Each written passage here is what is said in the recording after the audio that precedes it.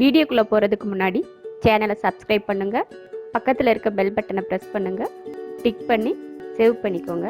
வாங்க வீடியோக்குள்ளே போகலாம்.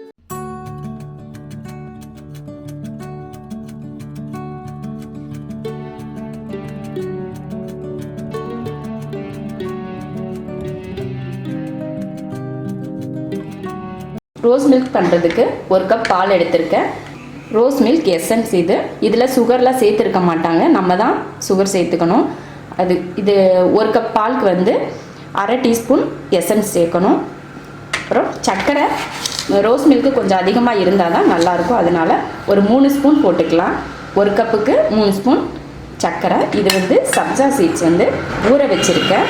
இப்படி இருக்கும், தண்ணியில் போட்டோன்னா அது வந்து ஊறி கொஞ்சம் பலூன் மாதிரி வந்துடும் நல்லா. இது ஜூஸில் எல்லாம் சேர்த்துக்கிட்டோம்னா ரொம்ப நல்லது உடம்புக்கு. இப்போ பால் வந்து ஃப்ரிட்ஜில் வச்சதுனால ஐஸ் க்யூப் போட தேவையில்லை. வைக்கலை அப்படின்றதுனா இது கூட 2 ஐஸ் க்யூப் சேர்த்துக்கலாம். இப்போ பாலை மிக்ஸி ஜாரில் ஊற்றுறேன்.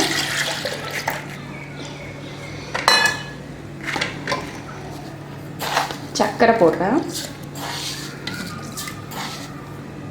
2.5 ஸ்பூன் போட்டுக்கலாம். 1/4 டீஸ்பூன் அளவு எடுத்துக்கோங்க, அந்த அளவு ஊற்றினா போதும். நம்ம மிக்ஸி ஜாரில் போட்டு அடிக்கணும் அப்படின்றதுலாம் இல்லை, கலக்குனாலே போதும். நான் சர்க்கரை கரையணும் அப்படின்றதுக்காக மிக்ஸி ஜாரில் போட்டு ஒரு அடி அடிக்க போகிறேன்.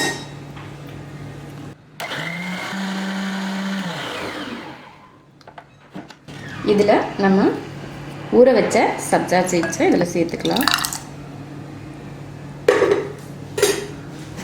இப்போ ரோஸ் மில்க்கை இதில் ஊற்றிடலாம்.